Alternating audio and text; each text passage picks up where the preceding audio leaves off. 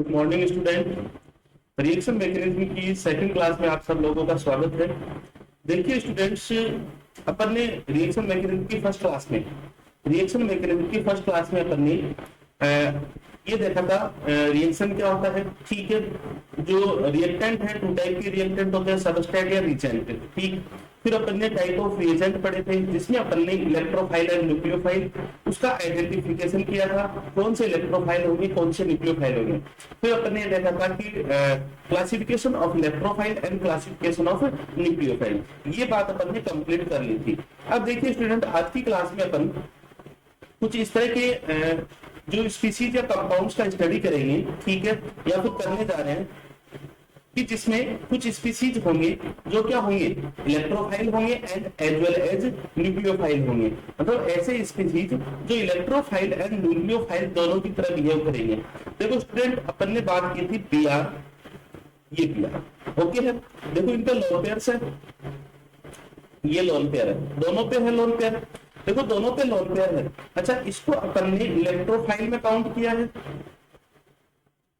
Electrophile में count किया है। क्यों किया है? क्योंकि इसमें लो लाइन, याद करो आप, sigma antibody molecular orbital present होते हैं। ठीक है, क्यों इसमें sigma antibody molecular orbital present होते हैं, जिसके कारण ये इलेक्ट्रोफाइल है। मतलब यहाँ पे किसी भी एक ब्रोमीन पे क्या होगा, सिग्मा एंटीबॉडी होगी। ओके है। अब देखो दूसरा जो ब्रोमीन है ये किसकी तरह बिहेव करता है, लोन पेयर है। अब देखो लोन पेयर वाली स्पीसीज को अपन ने किसमें काउंट कर लिया, न्यूक्लियोफाइल में काउंट कर लिया। ठीक है, और क्यों कर लिया, देखो लोन पेयर होंगे, फ्री इलेक्ट्रॉन होंगे, किसी को डोनेट करने के काम आ सकते हैं। और जब इलेक्ट्रॉन डोनेट होते हैं जिस स्पीसीज से, तो जो एसिड बेस थ्योरी है उसमें उसको अपन क्या बोलते हैं, लुईस बेस बोलते हैं। अब देखो याद करो आप, लुईस बेस वाले कौन से क्लासिफिकेशन में थे, न्यूक्लियोफाइल्स में थे। ओके स्टूडेंट, अब देखो इसका मैं थोड़ा सा डिटेल से बता दूं कि जैसे मान लो अपन ने ये चीज तो कवर कर रखी है कि ये एल्कीन है, ये एल्कीन, इसके पाई इलेक्ट्रॉन को अपन ने इस तरह से रिप्रेजेंट किया था, ये पाई इलेक्ट्रॉन को रिप्रेजेंट कर दिया। दूसरा देखो, बीआर के साथ जब रिएक्शन होती है, बीआर, तो इस वाले बीआर के पास क्या प्रेजेंट है, इस वाले ब्रोमीन के पास sigma antibody molecular orbital present है। और यहाँ पे देखो ये पाई इलेक्ट्रॉन इसको इलेक्ट्रॉन डोनेट करेगा, मतलब इंटरेक्शन अपना ये बनेगा। और प्रोडक्ट क्या बन जाता है, प्रोडक्ट कौन सी मतलब इस टाइप का प्रोडक्ट बन जाता है। ठीक है, इस टाइप का प्रोडक्ट बन जाता है, साइक्लोब्रोमीनियम आयन, इस टाइप का प्रोडक्ट बनता है। इस वाले रिएक्शंस में ये जो ब्रोमीन है किसकी तरह बिहेव कर रहा है, ये इलेक्ट्रोफाइल की तरह बिहेव कर रहा है। किसकी तरह बिहेव कर रहा, इलेक्ट्रोफाइल की तरह बिहेव करना। देखो स्टूडेंट, नेक्स्ट एग्जांपल अपन जैसे ये मान लो है अपना कीटीन। ओके है, चलो पहले तो आप ये बताओ कीटीन कौन सा है। कीटीन क्या है, देखो कार्बन और ऑक्सीजन के बीच में डबल बॉन्ड है, दोनों हेटेरोएटम है। हेटेरोएटम मतलब ये क्या है अपना, इलेक्ट्रोफाइल। कीटीन क्या है, इलेक्ट्रोफाइल। मतलब यहाँ पे इस वाले कार्बन पे कोई ना कोई न्यूक्लियोफाइल आके जुड़ेगा। ओके, तो देखो यहाँ पे बीआर, ठीक, यहाँ पे लोन पेयर और एक ब्रोमीन यहाँ पे आके जुड़ जाएगा और कुछ इस तरह का मतलब प्रोडक्ट दिखाई देगा अपने को, CH2 डबल बॉन्ड C, और ये हो जाएगा O नेगेटिव, यहाँ पे क्या हो जाएगा, Br। देखो इस वाले रिएक्शन में ये जो Br है किसकी तरह बिहेव कर रहा है, न्यूक्लियोफाइल की तरह बिहेव कर रहा है। और यहाँ पे जो Br था किसकी तरह बिहेव कर रहा है, इलेक्ट्रोफाइल की तरह। मतलब कुछ ऐसे स्पीसीज होते हैं स्टूडेंट कि दोनों करेक्टर रखते हैं, मतलब electrophile as well as nucleophile दोनों की तरह बिहेव करते हैं। ये डिपेंड करता है कि मतलब जो दूसरे टाइप का जो सबस्ट्रेट अपन बोल सकते हैं उसको, कि उसकी प्रकृति कैसी, उसका नेचर कैसा है। ठीक है, तो यहाँ पे देखो डबल बॉन्ड, कार्बन कार्बन के बीच में डबल बॉन्ड और ये भी डबल बॉन्ड है। मैंने आपको बताया था कि इस वाले कैटेगरीज को अपन किस में रखेंगे, न्यूक्लियोफाइल्स में रखेंगे। इस वाली कैटेगरीज को अपन किस में रखेंगे, इलेक्ट्रोफाइल में रखेंगे। क्लियर है स्टूडेंट, समझ में आ गई इतनी बात। अब देखो स्टूडेंट, दूसरा एग्जाम्पल अपन और लेते हैं, इसमें इंपॉर्टेंट एग्जाम्पल की चर्चा करते हैं। देखो आपने एक रिएक्शन पढ़ी होगी, जिस रिएक्शन का नाम है एल्डोल कंडेंसेशन। रिएक्शन का नाम है एल्डोल कंडेंसेशन। देखना स्टूडेंट, इसमें रिएक्शन में अपन क्या लेते हैं, ये एल्डिहाइड ग्रुप है, एक एल्डिहाइड एंड दूसरा एल्डिहाइड, टू एल्डिहाइड ग्रुप होंगे, किसकी प्रेजेंस में रिएक्शन होगी, एसिड एंड बेस की प्रेजेंस में रिएक्शन होगी। ओके है, और प्रोडक्ट जो बनेगा वो प्रोडक्ट अपना बनेगा ये वाला CH2COH, और इसको स्टूडेंट अपन क्या बोलते हैं, इसी को अपन बोलते हैं एल्डोल बोलते हैं। ओके, देखो स्टूडेंट इसकी मैकेनिज्म की जब चर्चा करते हैं तो इसमें मतलब दो इसमें कार्बोनिल ग्रुप है। ओके है, अब इसमें एक कार्बोनिल ग्रुप है वो तो इलेक्ट्रोफाइल होगा, ठीक है, और दूसरा कार्बोनिल ग्रुप है वो क्या होगा, न्यूक्लियोफाइल होगा। इस चीज को आपको ध्यान से समझना है। तो देखो स्टूडेंट, इसकी अपन बात करते हैं मैकेनिज्म की। देखो जब इसकी मैकेनिज्म की बात करते हैं अपन, तो देखो यहाँ पे H+ की प्रेजेंस में जब रिएक्शन होती है, स्टूडेंट देखना यहाँ पे लोन पेयर है, ये लोन पेयर इसको इलेक्ट्रॉन डोनेट करेगा और यहाँ पे बन जाएगा अपना CH3C डबल बॉन्ड OH, और ये हो जाएगा पॉजिटिव, ठीक है, और ये बन जाएगा H। देखो स्टूडेंट ये बन गया अपना, और इसको अपन क्या बोलते हैं, इसको अपन बोलते हैं कीटोफॉर्म, इसको अपन बोलते हैं कीटोफॉर्म। अब देखना इस कीटोफॉर्म से अपन इनोल फॉर्म का फॉर्मेशन करते हैं। इस कीटोफॉर्म से अपन किसका फॉर्मेशन करते हैं, इनोल फॉर्म का। इसको अपन बोलते हैं टॉटोमेरिज्म। क्या पाई जाती है इसमें, टॉटोमेरिज्म। देखो टॉटोमेरिज्म के अल्फा हाइड्रोजन होने चाहिए, अल्फा हाइड्रोजन इधर इस हाइड्रोजन को अल्फा हाइड्रोजन अपन नहीं बोलेंगे। क्यों नहीं बोलेंगे, क्योंकि अल्फा हाइड्रोजन वो हाइड्रोजन होते हैं जो अल्फा कार्बन से डायरेक्ट जुड़े होते हैं। यहाँ पे अल्फा कार्बन ही नहीं है तो ये वाला हाइड्रोजन अल्फा हाइड्रोजन नहीं होगा। यहाँ पे जो 3 हाइड्रोजन है उस एक हाइड्रोजन का इस तरह से इस वाले ऑक्सीजन के ऊपर ट्रांसफर हो जाएगा। तो क्या बनेगा, ऐसी स्थिति देखने को मिलेगी अपने को कि CH2 डबल बॉन्ड, ये हो जाएगा C और ये हो जाएगा, और यहाँ पे ये वाला ग्रुप बाहर निकल जाएगा, इसको अपन बोल देंगे H और ये OH। ये वाली स्थिति अपने को देखने को मिलेगी। क्लियर है स्टूडेंट। देखो आगे अपन इसका जो नेक्स्ट स्टेप की चर्चा करते हैं। देखो फर्स्ट स्टेप में अपन ये चीजें देखते हैं। देखो सेकंड स्टेप में स्टूडेंट क्या होता है, अच्छा इसको अपन बोलते हैं इनोल फॉर्म, इसको अपन बोलते हैं इनोल फॉर्म, मतलब कीटो इनोटोटोमेरिज्म में ये वाली होगी। नेक्स्ट तो इसका स्टेप था, यहां से अपन स्टार्ट करते हैं, ठीक है। CH3COH ये पॉजिटिव और यहाँ पे क्या है H है। देखो यहां से ये पाई इलेक्ट्रॉन इस पे आएंगे और ये वाले ये जुड़ जाइए अपने इस वाले कार्बन पे। अब देखो स्टूडेंट, ये लोन पेयर इस पे आ गई और यहाँ पे ये इलेक्ट्रॉन डोनेट कर रहा है इस वाले कार्बन को, तो ये किसकी तरह बिहेव करेगा, ये अपना बिहेव करेगा न्यूक्लियोफाइल की तरह। क्लियर हुई कुछ बातें, ये न्यूक्लियोफाइल की तरह बिहेव करेगा। और ये वाला देखो मतलब अपना ये जो है इनोल कीटोफॉर्म है, ये किसकी तरह बिहेव करेगा, इलेक्ट्रोफाइल की तरह बिहेव करेगा, ठीक है। इस तरह से आपकी एक जो रिएक्शन आपकी वो भी कंप्लीट होगी। मतलब अपन ये चीजें देख रहे थे कि कुछ इस टाइप के स्पीसीज होंगे जो इलेक्ट्रोफाइल एंड न्यूक्लियोफाइल दोनों की तरह बिहेव करेंगे, जैसा अपन ने Br2 में देख लिया। और Br2 में अपन ने ये देख लिया कि एक Br पर क्या प्रेजेंट है, लोन पेयर, एक Br पर लोन पेयर प्रेजेंट है तो दूसरे Br पे क्या प्रेजेंट है, sigma anti bonding empty orbitals present है। तो ये इधर से ये वाला इलेक्ट्रोफाइल हो जाएगा और ये वाला न्यूक्लियोफाइल हो जाएगा। दूसरा अपन ने एग्जांपल किया, 2 कार्बोनिल ग्रुप है। अब 2 कार्बोनिल ग्रुप में देखो स्टूडेंट, एक जो कीटोफॉर्म बनती है, एसिड जुड़ता है कीटोफॉर्म बनती है, ये वाला तो अपना इलेक्ट्रोफाइल की तरह बिहेव करेगा। ये देखो इलेक्ट्रॉन यहाँ पे जुड़ रहा, ठीक है। और दूसरा जो इनोल फॉर्म बनती है ये न्यूक्लियोफाइल की तरह बिहेव करेगा। जितनी बातें क्लियर हुई। अब देखो स्टूडेंट नेक्स्ट अपन चर्चा करते हैं। देखो एक एग्जांपल और बताता हूँ, इंटरेस्टिंग एग्जांपल इसमें, इस टाइप का एग्जांपल। देखो एक होता है अपना इमीन, एक क्या होता है अपना इमीन, ओके है। और इसका अपन टेट्रामेरिज्म पढ़ता है इनामीन। इनामिन। इसका टॉटोमेरिज्म अपन किससे पढ़ते हैं? इनामिन में पढ़ते हैं, ठीक है। इसको अपन बोल सकते हैं टॉटोमेरिज्म।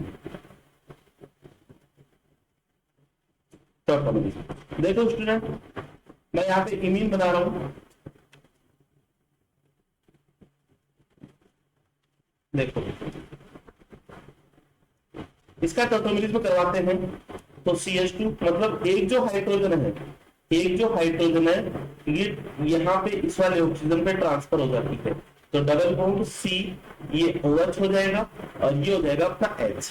इसको अपन बोलते हैं कीटोन और इसको अपन बोलते हैं इनोन। देखो अपन ने अभी तक क्या इमीन और इनामिन नहीं बनाया है, लेकिन वो भी अपन बना लेंगे। देखो इस डबल बॉन्ड की जगह, इस डबल बॉन्ड की जगह अपन रिप्लेस कर देंगे, किसको रिप्लेस करेंगे? NH को रिप्लेस कर देंगे, तो अपना क्या बन जाएगा?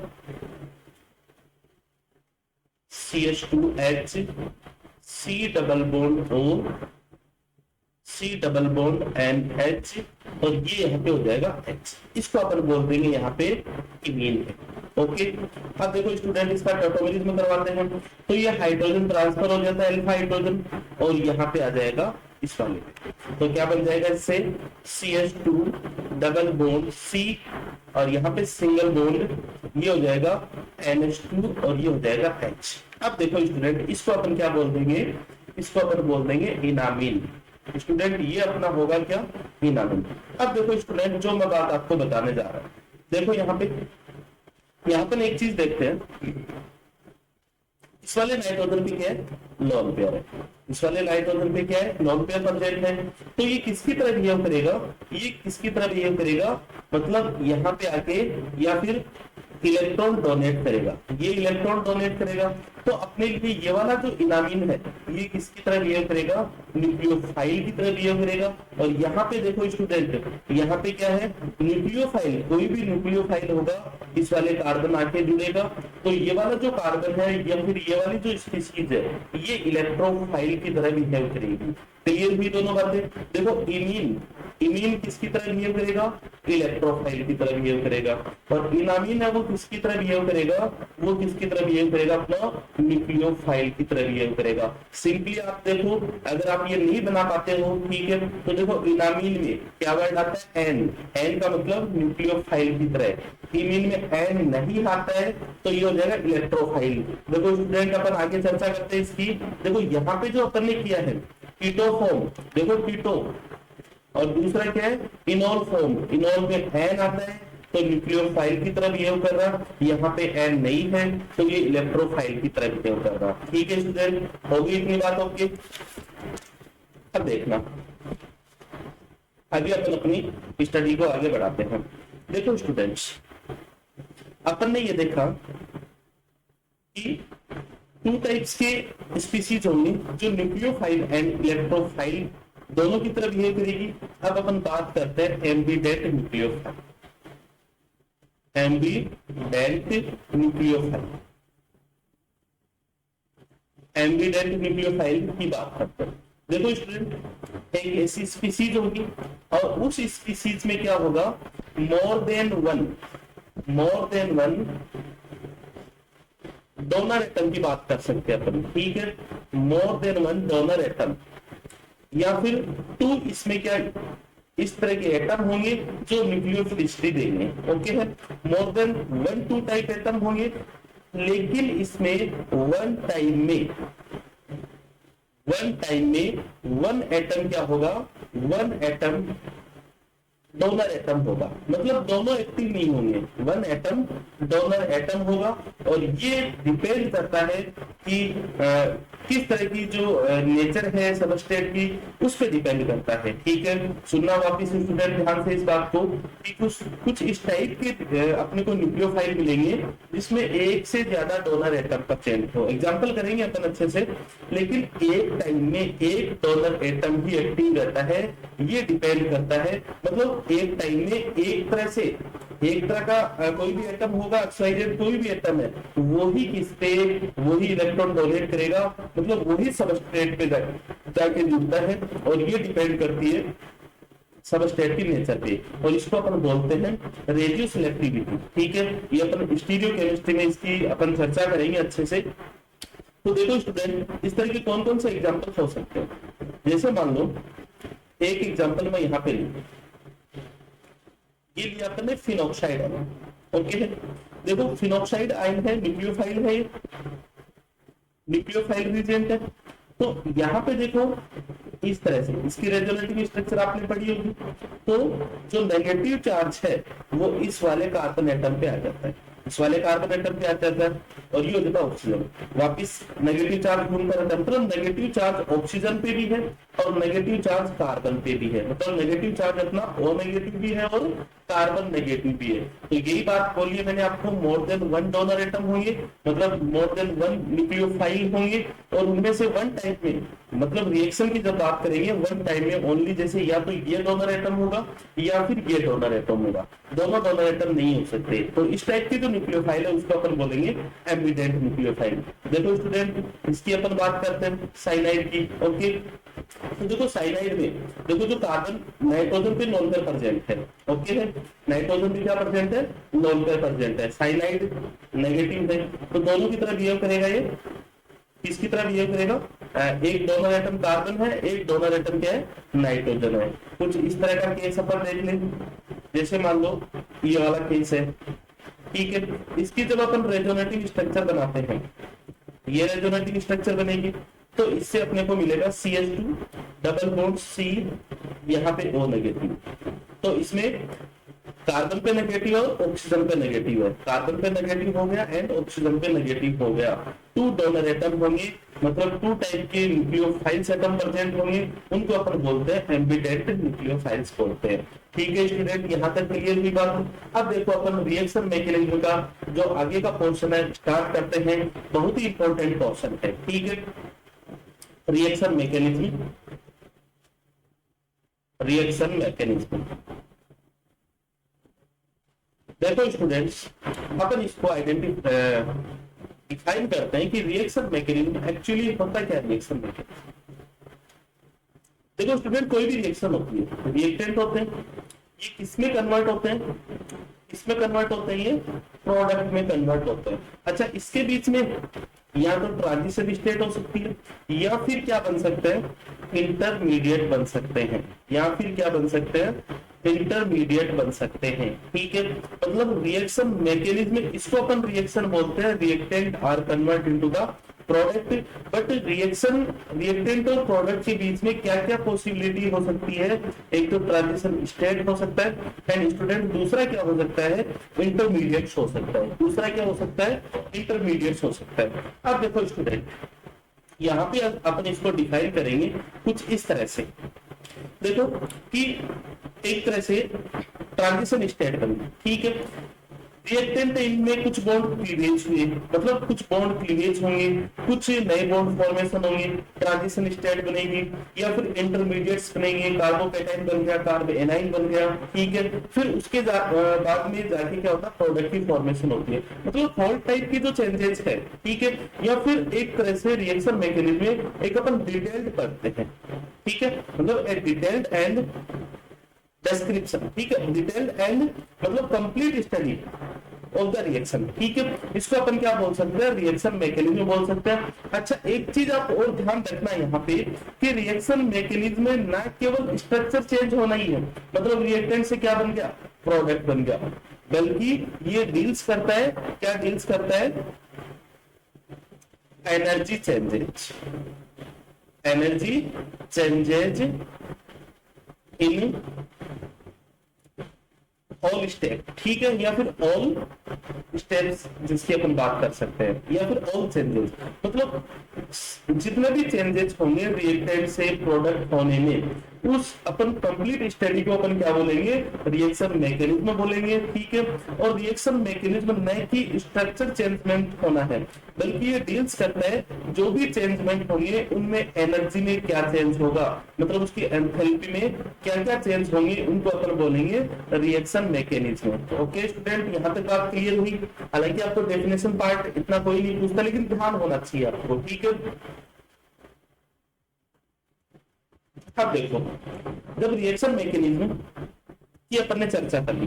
तो देखो अपन जब भी रिएक्शन मैकेनिज्म को स्टार्ट करते हैं तो इसमें क्या क्या चेंज हो सकते हैं, मतलब क्या क्या स्टेप होंगे, जिसमें अपन फर्स्ट स्टेप बोल सकते हैं, फर्स्ट स्टेप बोल सकते हैं इलेक्ट्रॉनिक डिस्प्लेसमेंट। इलेक्ट्रॉनिक डिस्प्लेसमेंट मतलब रिएक्शन मैकेनिज्म में अपन क्या क्या चीज डील्स करेंगे, क्या क्या चीज पढ़ेंगे। Electronic displacement. नंबर 2 अपन बात करते हैं bond cleavage. Bond cleavage. Number 3 अपन बात करते हैं, वो अपन बात करते हैं type of intermediates, types of intermediate, type of intermediates की।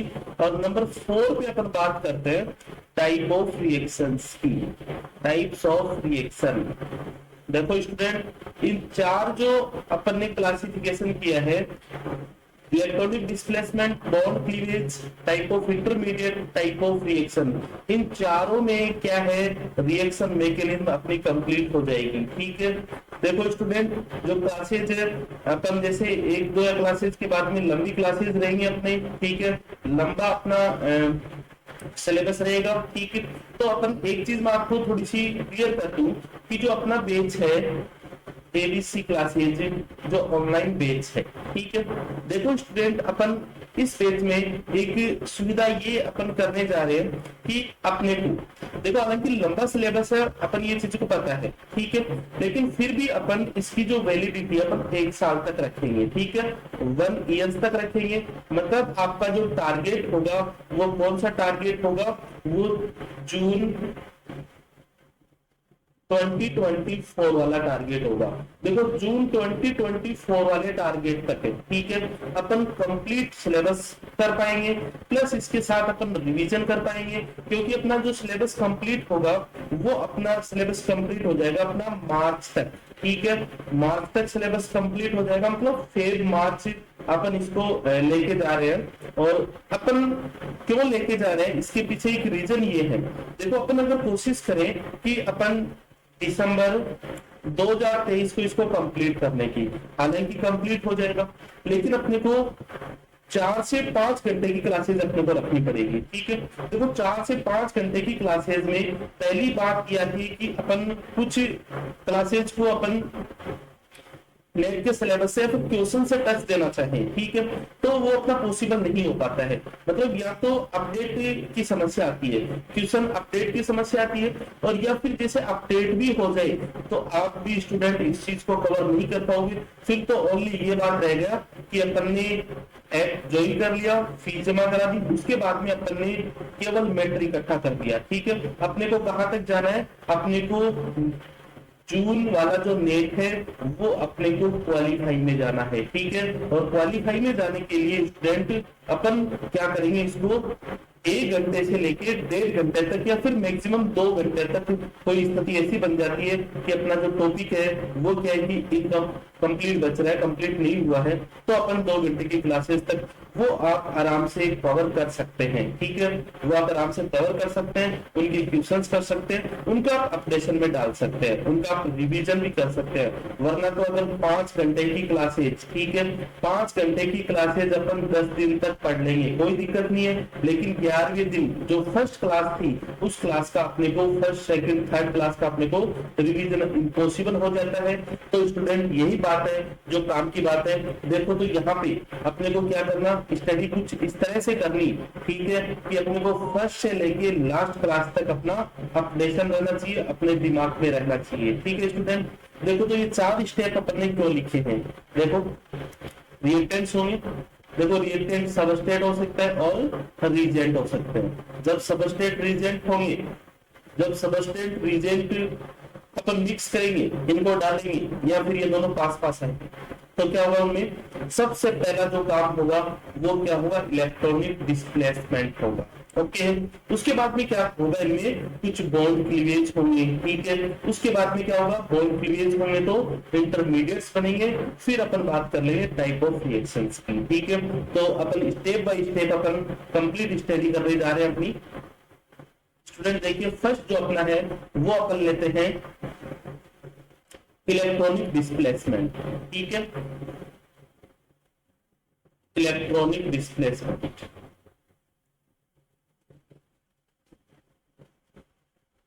इलेक्ट्रॉनिक डिस्प्लेसमेंट, देखो इलेक्ट्रॉन का अलोंग चेन या फिर एक एटम से दूसरे एटम पर ट्रांसफर होना, उसी को अपन क्या बोलते हैं, इलेक्ट्रॉनिक डिस्प्लेसमेंट बोलते हैं। देखो student these are electronic displacement की बात करते हैं तो इनको अपन टू कैटेगरीज में क्लासिफाई करते हैं। स्टूडेंट पहला अपना क्या हो जाता है, परमानेंट इलेक्ट्रॉनिक डिस्प्लेसमेंट, जिसको अपन बोल सकते हैं permanent electronic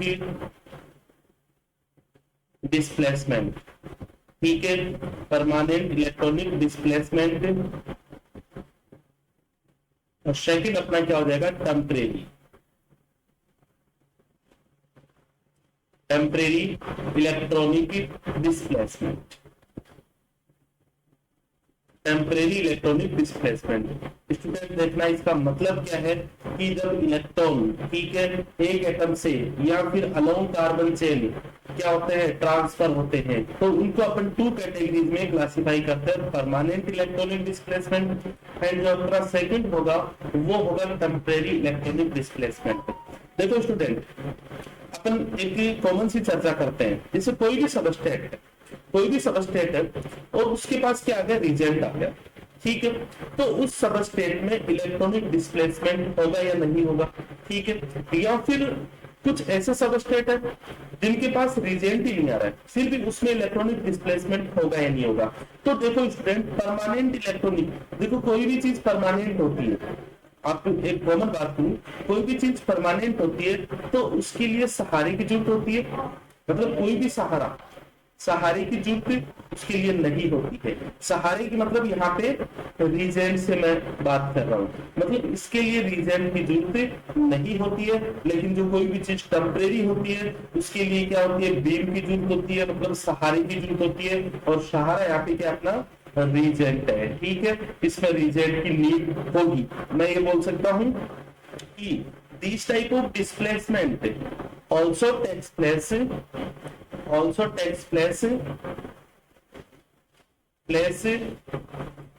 in the presence of reagent, in the presence of reagent। Okay student इस बात को कि टेम्परेरी डिस्प्लेसमेंट में देखो आप, टेम्परेरी का मतलब क्या होता है, अस्थायी होता है। टेम्परेरी के लिए बीम की जरूरत पड़ती है, मतलब सहारे की जरूरत पड़ती है, मतलब रीजेंट की जरूरत पड़ती है। तो दिस टाइप ऑफ डिस्प्लेसमेंट या फिर temporary electronic displacement also takes place in the presence of reagent. और जब अपन रीजेंट हटा लेंगे, यहाँ पे रिमूव कर लेंगे, तो इस टाइप का जो डिस्प्लेसमेंट है वो पॉसिबल नहीं होगा। देखो स्टूडेंट नेक्स्ट अपन चर्चा करते हैं, इसके लिए रीजेंट की नीड नहीं है, ठीक है, तो ये क्या हो सकता है, इसको अपन बोल सकते हैं always takes place in the presence of reagent. इसको बोलते हैं this type of displacement also takes place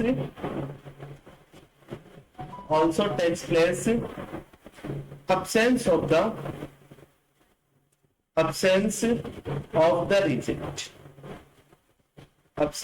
the reagent। देखिए स्टूडेंट अगर रीजेंट है, रीजेंट प्रेजेंट है तो भी ये इलेक्ट्रॉनिक डिस्प्लेसमेंट होगा, और अगर रीजेंट नहीं है, रीजेंट को अपन ने रिमूव कर लिया तो भी इस टाइप का डिस्प्लेसमेंट होगा। इनके मैं एग्जांपल्स लिख देता हूँ। देखो परमानेंट जो इलेक्ट्रॉनिक डिस्प्लेसमेंट है उनके एग्जांपल स्टूडेंट कुछ इस तरह से होंगे, इंडक्टिव इफेक्ट।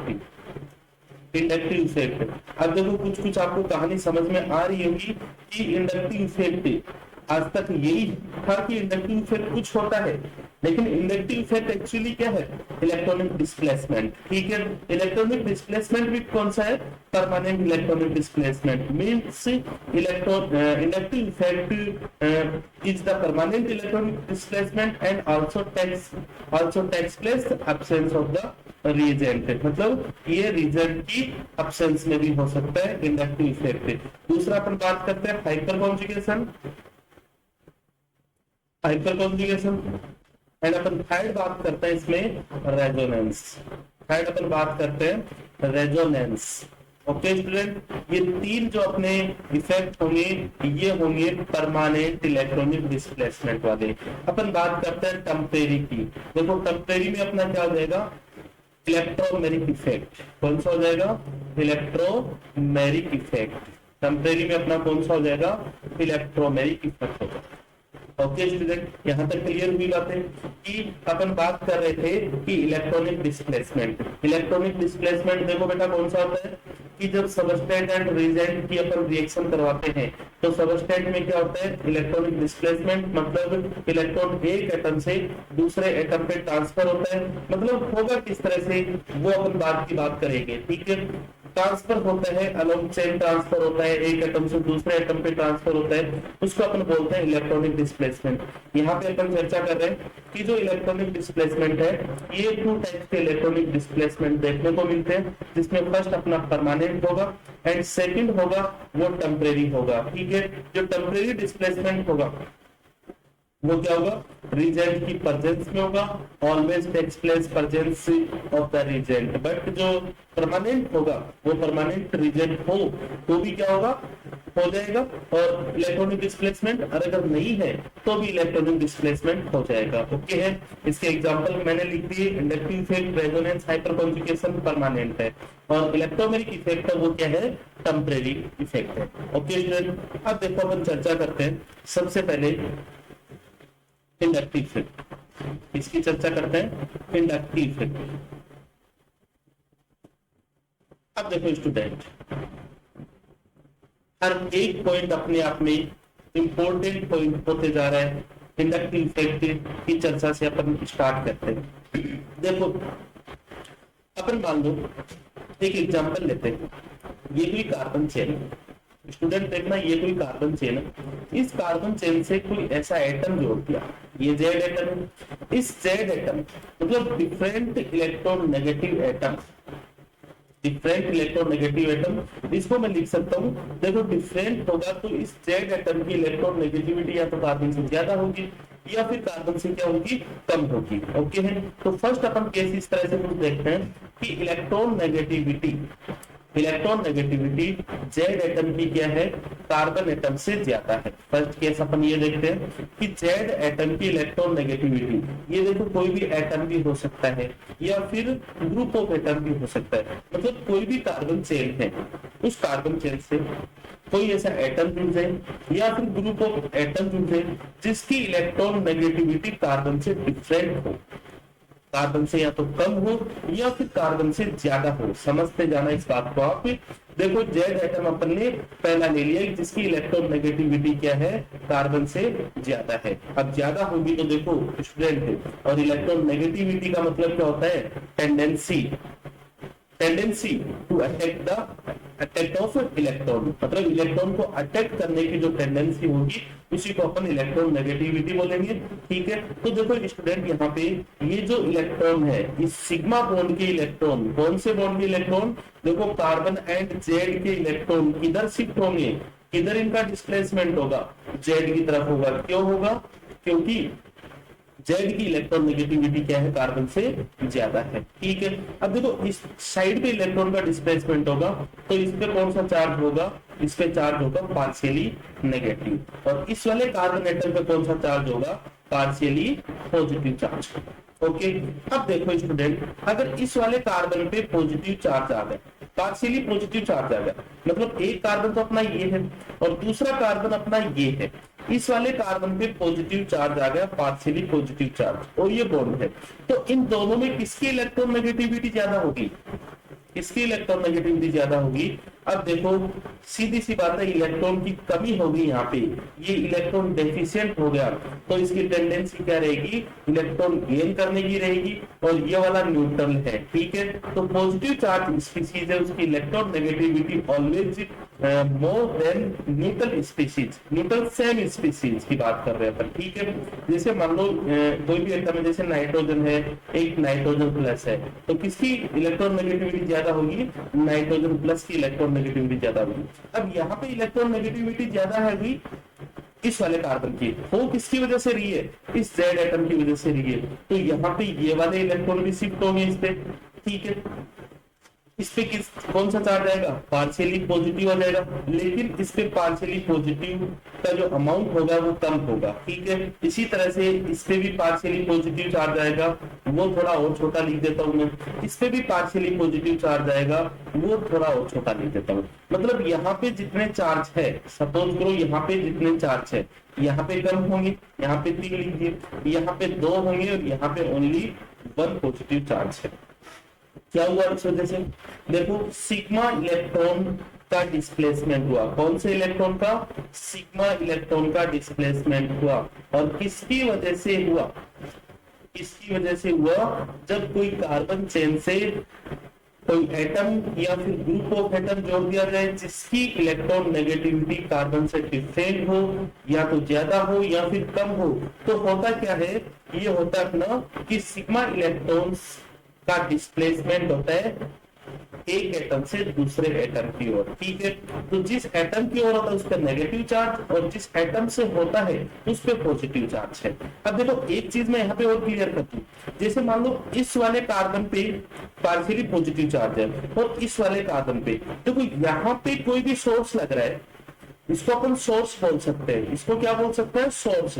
और ये किसका सोर्स हो गया स्टूडेंट्स, ये सोर्स हो गया अपने इंडक्टिव इफेक्ट का सोर्स। क्या है, ये जेड एटम है, और अगर ये जेड एटम नहीं होता तो इंडक्टिव इफेक्ट नहीं होता। इस सोर्स से इस कार्बन की डिस्टेंस क्या बहुत ज्यादा है, तो यहाँ के जो सिग्मा इलेक्ट्रॉन्स है इसको हालांकि ये अट्रैक्ट तो करेगा, लेकिन जितना अट्रैक्शन पावर इस वाले सिग्मा इलेक्ट्रॉन का रहेगा उतना अट्रैक्शन पावर इसका नहीं रहेगा। मतलब इंटेंसिटी जो सोर्स से डिस्टेंस बढ़ती जाती है, जब इंडक्टिव इफेक्ट का जो सोर्स होगा उससे जब डिस्टेंस बढ़ती जाएगी तो इंडक्टिव इफेक्ट की इंटेंसिटी क्या होगी, घटती जाएगी। इस चीज का भी आप ध्यान रखना, ठीक है। काफी सारे रूल्स को मैं फॉलो करूंगा। अब देखो सेकंड जो केस अपन देख रहे हैं, सेकंड केस स्टूडेंट मान लो ये अपना कोई भी कार्बन चेन है, इससे जेड ग्रुप या फिर जेड एटम या फिर ग्रुप ऑफ एटम जोड़ दिया, इसकी इलेक्ट्रॉन नेगेटिविटी क्या कार्बन से कम है। सेकंड अपन केस की बात कर रहे हैं जिसमें जेड एटम की इलेक्ट्रॉन नेगेटिविटी कार्बन से कम है, ठीक है। तो देखो कार्बन की इलेक्ट्रॉन नेगेटिविटी ज्यादा, तो इस वाले बॉन्ड की जो सिग्मा इलेक्ट्रॉन्स है उसको कौन किसकी तरफ ट्रांसफर हो जाएंगे, कार्बन की तरफ। तो यहाँ पे नेगेटिव चार्ज होगा और यहाँ पे पार्शियली क्या होगा, पॉजिटिव चार्ज होगा। अब देखो स्टूडेंट यहाँ पे पार्शियली नेगेटिव, और ये अपना क्या है, न्यूट्रल है, एक कार्बन है और दूसरे कार्बन पे नेगेटिव चार्ज है। किसकी इलेक्ट्रॉन नेगेटिविटी ज्यादा होगी, इस वाले की इलेक्ट्रॉन नेगेटिविटी ज्यादा होगी। तो यहाँ पे इलेक्ट्रॉन इस तरह से शिफ्ट होते चले जाएंगे, लेकिन ये जो पार्शियली नेगेटिव चार्ज है ये क्या होता जाएगा, कम होता चला जाएगा, ठीक है। मतलब इंडक्टिव इफेक्ट की जो इंटेंसिटी है सोर्स से डिस्टेंस बढ़ने के साथ साथ, ठीक है, मतलब इस वाले कार्बन पे इंडक्टिव इफेक्ट सबसे ज्यादा होगा, ठीक है। मोर इलेक्ट्रॉन इंडक्टिव इफेक्ट सबसे ज्यादा होगा और सबसे कम इंडक्टिव इफेक्ट किस पे होगा, इस पे होगा, चाहे वो कोई सा भी हो। इस पे सबसे ज्यादा इंडक्टिव इफेक्ट है और इस पे सबसे कम इंडक्टिव इफेक्ट है। अब देखो स्टूडेंट कुछ मैं इस तरह से चर्चा करता हूं, जैसे मान लो अपन ने बात की इस वाले जेड एटम, सोर्स कौन सा है, ये जेड एटम सोर्स है, ठीक है, इंडक्टिव इफेक्ट का सोर्स है। इस जेड एटम पे चार्ज कौन सा है, नेगेटिव चार्ज, तो इसको अपन क्या बोल देंगे, माइनस आई इफेक्ट। यहाँ पे सोर्स कौन सा है, ये जेड एटम, इंडक्टिव इफेक्ट दिखा रहा है, लेकिन इस जेड एटम पे चार्ज कौन सा, प्लस है, तो इसको अपन बोल देंगे प्लस आई इफेक्ट, ठीक है। देखो negative effect, minus I effect और प्लस आई इफेक्ट। अब देखो मैं इस आपको कोई डेफिनेशन पूछ ले कि इंडक्टिव इफेक्ट क्या होता है, तो स्टूडेंट आपको ये बताना है कि कोई भी कार्बन चेन है,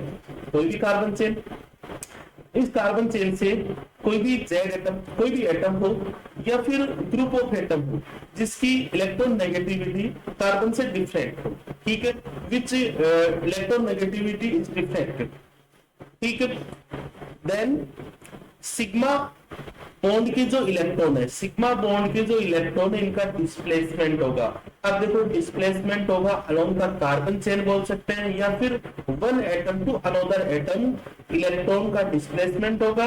और यहाँ पे देखो ये चार्ज जो स्टूडेंट लगा रखा है, ये चार्ज कौन सा, पार्शियली चार्ज है, ये कंप्लीट चार्ज नहीं है। तो पार्शियली इलेक्ट्रॉन का डिस्प्लेसमेंट होता है, पार्शियली सिग्मा इलेक्ट्रॉन का डिस्प्लेसमेंट होता है। किसके कारण होता है, कार्बन चेन में कोई ऐसा एटम जोड़ दिया जाए जिसकी इलेक्ट्रोनेगेटिविटी डिफरेंट हो, तो इस टाइप के फिनोमिना को अपन क्या बोलते हैं, इंडक्टिव इफेक्ट बोलते हैं। और ये जो इंडक्टिव इफेक्ट है स्टूडेंट, ये कौन सा इफेक्ट है, एक परमानेंट इफेक्ट है, ठीक है। मतलब inductive effect is a permanent effect, ठीक है। ये जो फिनोमिना, ये फिनोमिना कैसे अपने को मिला कि कार्बन चेन में जेड एटम जोड़ दिया जिसकी इलेक्ट्रॉन नेगेटिविटी डिफरेंट हो, जिसके कारण क्या होगा, सिग्मा बॉन्ड के इलेक्ट्रॉन्स का पार्शियली रूप से एक एटम से दूसरे एटम पर क्या होगा, डिस्प्लेसमेंट होगा। इसी को अपन बोल देंगे इंडक्टिव इफेक्ट बोल देंगे। इसी को स्टूडेंट अपन क्या बोल देंगे, इंडक्टिव इफेक्ट बोल देंगे। अब देखो इंडक्टिव इफेक्ट, इंडक्टिव जो इफेक्ट है, ठीक है, दो चार बातें मैं आपको बता दूं इंडक्टिव इफेक्ट की।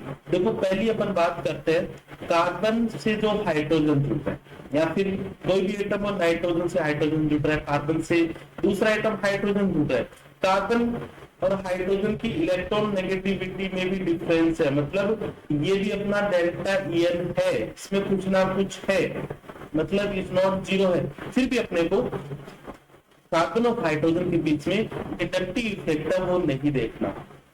ओके, इंडक्टिव इफेक्ट नहीं देखना।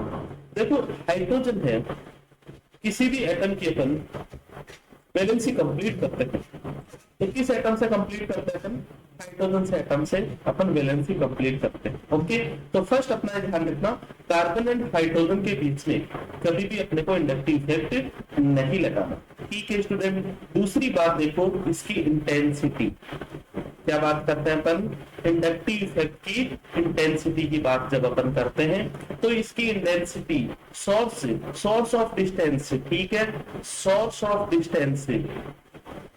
ऑफ डिस्टेंस अपन ये देखते हैं, डिस्टेंस इंक्रीज, जब डिस्टेंस इंक्रीज होती है सोर्स से तो इंटेंसिटी क्या होती है, इसकी इंटेंसिटी क्या होती है स्टूडेंट, अभी मैंने आपको बताया है एग्जांपल से, वो क्या हो जाती है, डिक्रीज हो जाती है, ठीक है।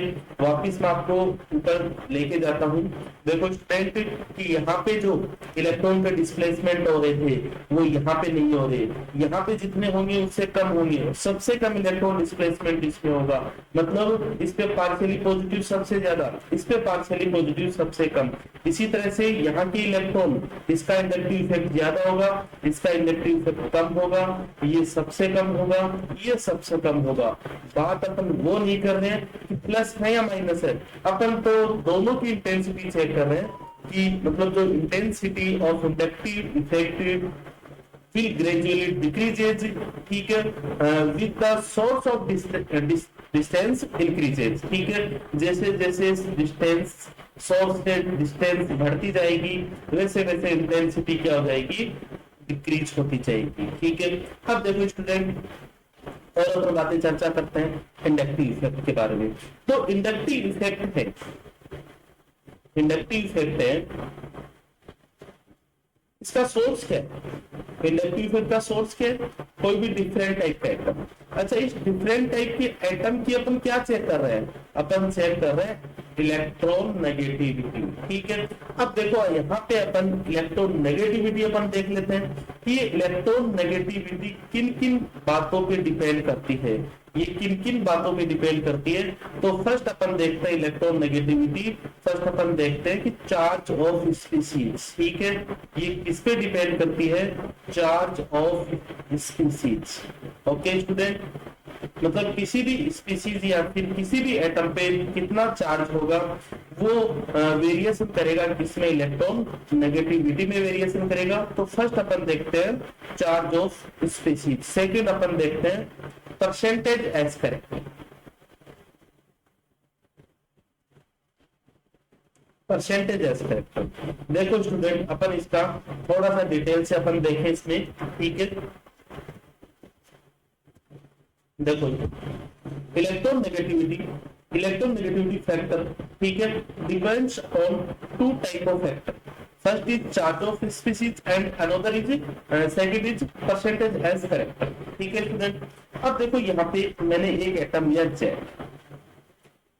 जेड प्लस, ओके, दूसरा एटम लिया जेड, और थर्ड एटम मैंने लिया जेड नेगेटिव, ओके स्टूडेंट।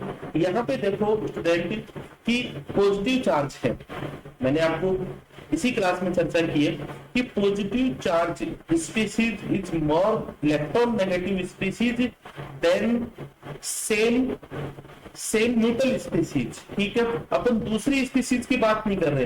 देखो ये वाला जो पोर्शन हम आपको इनऑर्गेनिक केमिस्ट्री जब रिपीट करूंगा, देखो स्टूडेंट उसमें भी आपको क्लियर करवाऊंगा मैं कि देखो इलेक्ट्रोनेगेटिविटी जो फैक्टर होगा वो किन किन बातों पे डिपेंड करेगा, उस पर भी अपन वहां पे चर्चा करेंगे डिटेल से। केवल यहाँ पे इतना देख लेते हैं कि चार्ज जब पॉजिटिव है तो इलेक्ट्रॉन नेगेटिविटी ज्यादा, चार्ज जब नेगेटिव है मतलब पहले से इलेक्ट्रॉन है तो इलेक्ट्रॉन को अटैक कैसे करेगा, यहाँ पे इलेक्ट्रॉन की डेफिशिएंसी है तो इलेक्ट्रॉन को अटैक कर देगा। ओके है, बाकी अपन चर्चा इसकी कहां पे करेंगे जब इनऑर्गेनिक केमिस्ट्री अपन पढ़ेंगे। ठीक है, इनऑर्गेनिक केमिस्ट्री, देखो ये इनऑर्गेनिक केमिस्ट्री में बाकी अपन चर्चा कर लेंगे। केवल यहाँ पे अपने को इतना ध्यान रखना है, पॉजिटिव चार्ज स्पीसीज है उसकी इलेक्ट्रॉन नेगेटिविटी ज्यादा होगी। डिफरेंट टाइप के अपने को नहीं आएंगे, और आएंगे तो भी आप एक ध्यान रखना कि जैसे सबसे ज्यादा इलेक्ट्रॉन नेगेटिविटी फास्फोरस की होती है, फिर उसके बाद में ऑक्सीजन की, उसके बाद में किसकी होती है नाइट्रोजन, फिर कार्बन वाले अपने चले जाएंगे। ये चीज आप थोड़ा सा ध्यान रखना। और इसमें फैक्टर एक काम करता है, वो फैक्टर में आपको यहाँ पे बताने की कोशिश कर रहा हूँ। जैसे मान लो ऑक्सीजन है, और ऑक्सीजन कौन सा है, sp वाला ऑक्सीजन भी हो सकता है, sp2 वाला ऑक्सीजन भी हो सकता है, ठीक है, और sp3 वाला भी ऑक्सीजन हो सकता है। यहाँ पे अपन परसेंटेज एस करेक्टर को एक बार पढ़ लेते हैं, उसमें मैं आपको बता दूंगा कि जो ऑक्सीजन है किसकी इलेक्ट्रॉन नेगेटिविटी ज्यादा होगी, किससे इलेक्ट्रॉन नेगेटिविटी, किसकी इलेक्ट्रॉन नेगेटिविटी ज्यादा होगी। केवल यहाँ पे अपने को जब अपन इंडक्टिव इफेक्ट पढ़ रहे हैं, इसके एप्लीकेशन पढ़ रहे हैं, ठीक है, यहाँ तक अपना केवल एक चीज सिंपल, केवल इतना आपको ध्यान रखना है। दूसरा अपन फैक्टर पढ़ते हैं percentage S character. Okay student, देखो परसेंटेज एस करेक्टर, जैसे मान लो यहाँ पे मैं लिख रहा हूँ एक sp हाइब्रिडाइजेशन, एक लिख रहा हूँ sp2 हाइब्रिडाइजेशन, और एक लिख रहा हूँ sp3 हाइब्रिडाइजेशन। ठीक है, लिख दिया स्टूडेंट मैंने इतना। अब देखो स्टूडेंट sp में परसेंटेज एस करेक्टर कितने हैं, 50% है, ठीक है, परसेंटेज एस करेक्टर 50%, इसमें कितने हैं 33% है, ओके, और इसमें कितने हैं 25% है। ये इसको अपन क्या बोलते हैं, परसेंटेज एज करेक्टर। ठीक है, परसेंटेज एज करेक्टर एसपी में 50 हो गए, sp2 में 33 हो गए, sp3 में 25 हो गए। अच्छा स्टूडेंट, आप एक बात बताओ मेरे को कि अपन साइज की बात करते हैं, तो देखो इसमें एक sp है, इसमें एक s 2p है, बड़ा साइज होगा, इसमें एक s 3p है और भी बड़ा साइज होगा। मतलब साइज सबसे ज्यादा किसका होगा, sp3 का होगा, फिर उसके बाद में कम किसका होगा, sp2 का, और सबसे कम साइज किसका होगा, sp का। क्यों, एक s एक p, जनरल सी बातें हैं, एक s। अब देखो आपने इनऑर्गेनिक क्लास में या फिर पढ़ रखा होगा कहीं पे भी, इलेक्ट्रोनेगेटिव जो फैक्टर है ये साइज पे भी डिपेंड कर रहा है। मैंने यहाँ पे कंप्लीट एक जगह पे ले लिया, परसेंटेज एस करेक्टर से लिंक कर देंगे। देखो साइज जिसका बड़ा है, जिसका साइज बड़ा है उसकी इलेक्ट्रॉन नेगेटिविटी क्या होगी, कम होगी। ओके स्टूडेंट, अब अपन सबसे इनको इलेक्ट्रॉन नेगेटिविटी के ऑर्डर में अपन अरेंज कर देंगे। ठीक है, अरेंज करते हैं, साइज फैक्टर से करते हैं, साइज फैक्टर से करते हैं, तो साइज फैक्टर से क्या हो जाएगा अपना, इलेक्ट्रॉन नेगेटिविटी जिसका बड़ा साइज होगा उसका कम होगा, तो ये हो जाएगा अपना sp, फिर sp2 हो गया, फिर हो जाएगा sp3 हो गया।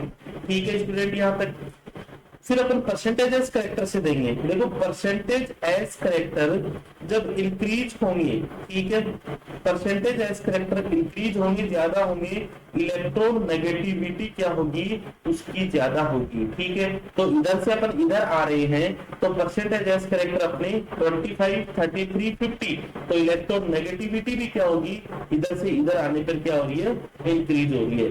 ये स्टूडेंट एक बात थी जो मैंने आपको बता दी।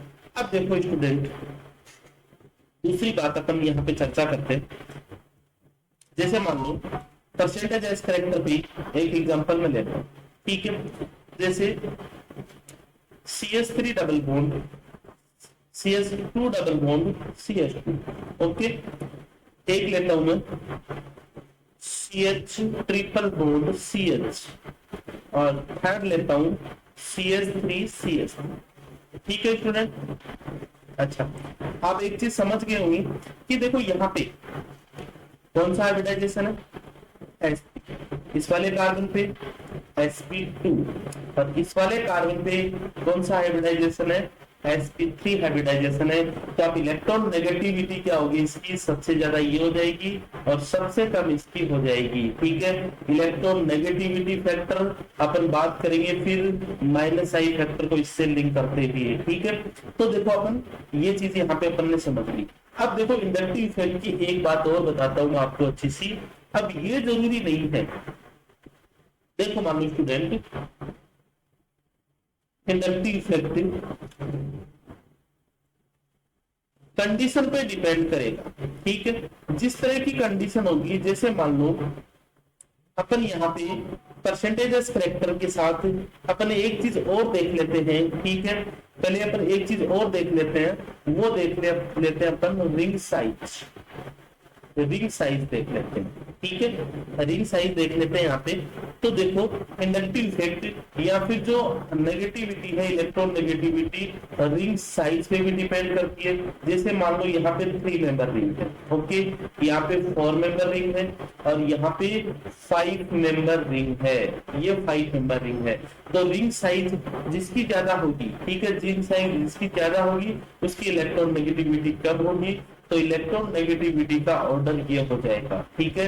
इलेक्ट्रॉन नेगेटिविटी का ऑर्डर ये हो जाएगा, ओके है यहाँ तक। अब देखो, अब स्टूडेंट एक चीज मैं आपको जो सिखाने की कोशिश कर रहा हूँ वो ये है कि जैसे मान लो एक 3 मेंबर रिंग है और इससे क्या जुड़ रहा है, एक 4 मेंबर रिंग है। समझना मेरी बात को ध्यान से आपने। देखो इंडक्टिव इफेक्ट अपन बात कर रहे हैं, ये मान लो एक पोर्शन अलग है, दूसरा पोर्शन ये अलग है, ओके है यहाँ तक, ठीक है।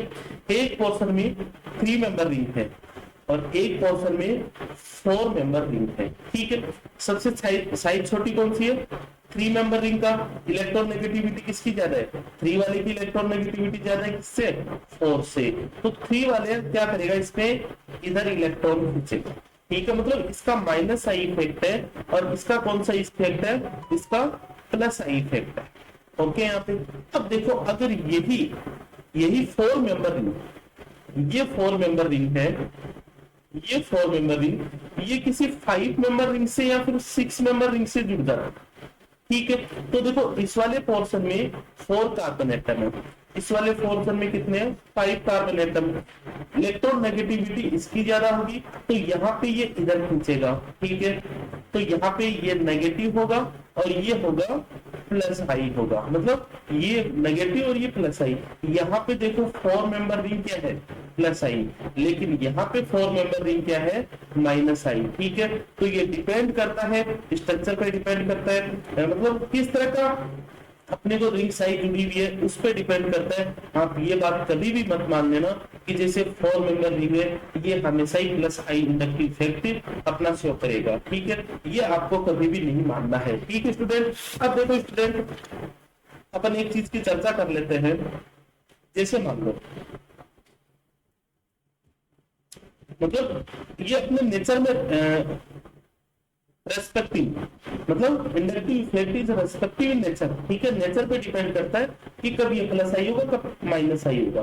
देखिए स्टूडेंट, ये अपन यहाँ पे ये अपन ने लिख दिया CH2 CH3, ओके। दूसरा मैं यहाँ पे लिख रहा हूँ स्टूडेंट ये बेंजीन है, और ये लिख दिया C H triple, sorry C triple bond C H. समझना इस बात को ध्यान से, समझना इस बात को ध्यान से। देखो इस वाले पोर्शन पे क्या जुड़ा है, कार्बन जुड़ा है। इस कार्बन का कौन सा हाइब्रिडाइजेशन है, sp3 हाइब्रिडाइजेशन है, ठीक है। इस वाले कार्बन का कौन सा हाइब्रिडाइजेशन है, इस वाले का sp2 हाइब्रिडाइजेशन। ओके, यहाँ पे भी इसका कौन सा हाइब्रिडाइजेशन है, sp2 हाइब्रिडाइजेशन, और इस वाले कार्बन का हाइब्रिडाइजेशन है वो कौन सा है, sp हाइब्रिडाइजेशन। देखो स्टूडेंट, मैंने आपको बता दिया कि sp हाइब्रिडाइजेशन की इलेक्ट्रॉन नेगेटिविटी sp3 से ज्यादा होती है, ठीक है। यहाँ पे कौन सा है दोनों, एक sp2 है और दूसरा कौन सा है, sp3 है, ठीक है। यहाँ पे sp2 और sp3 देखना स्टूडेंट, sp2 की इलेक्ट्रॉन नेगेटिविटी क्या होगी, ज्यादा होगी किससे, sp3 से।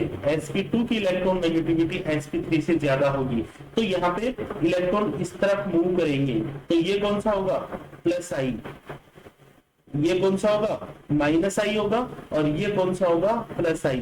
लेकिन यहाँ पे देखो ये sp2 है और ये sp है, तो sp की इलेक्ट्रॉन नेगेटिविटी sp2 से ज्यादा होगी, तो ये इलेक्ट्रॉन का मूव इस साइड होगा, तो यहाँ पे ये कौन सा हो जाएगा, प्लस आई हो जाएगा। यही चीज मैं आपको समझाने की कोशिश कर रहा हूँ कि जो इंडक्टिव इफेक्ट है, ठीक है, ये नेचर, रेस्पेक्टिव नेचर रखता है। ओके स्टूडेंट, अब देखो नेक्स्ट अपन यहाँ पे चर्चा कर लेते हैं, लास्ट अपना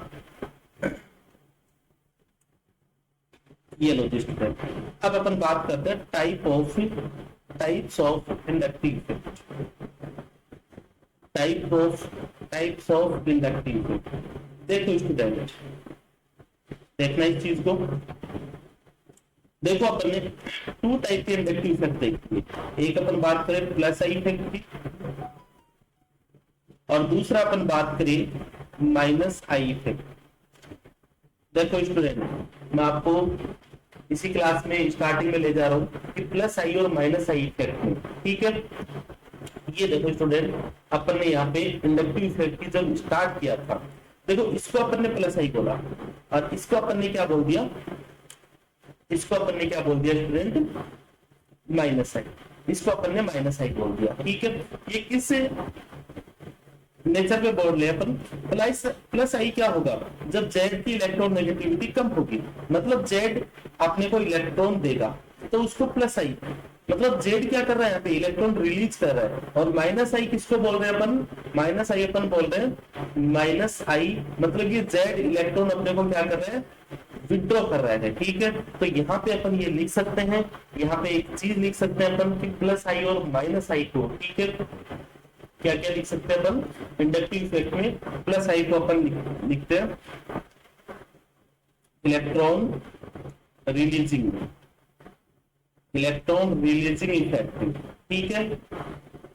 और ये हो जाएगा electron withdrawing effect, electron withdrawing inductive effect. Okay student, ये हो जाएगा electron withdrawing inductive effect.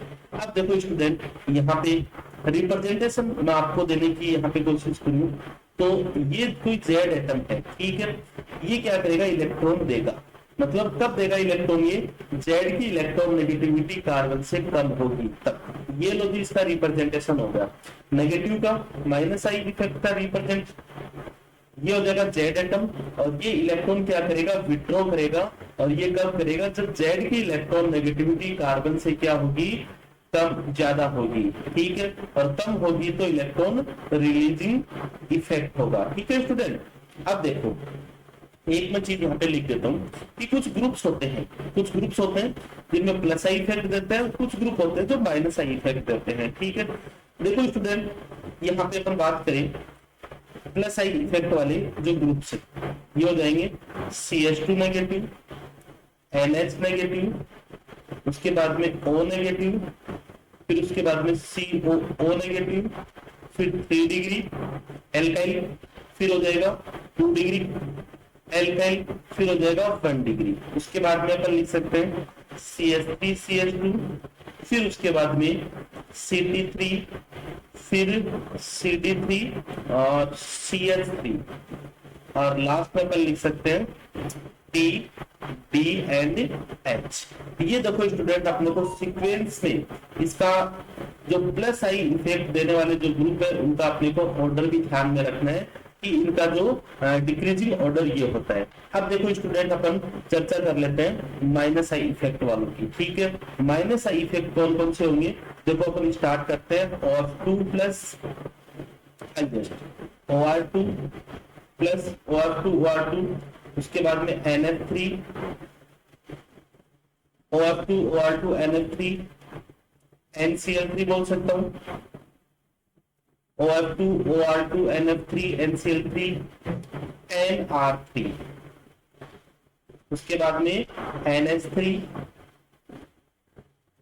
Then हो जाएगा अपना NO2, उसके बाद में साइनाइड ग्रुप हो जाएगा।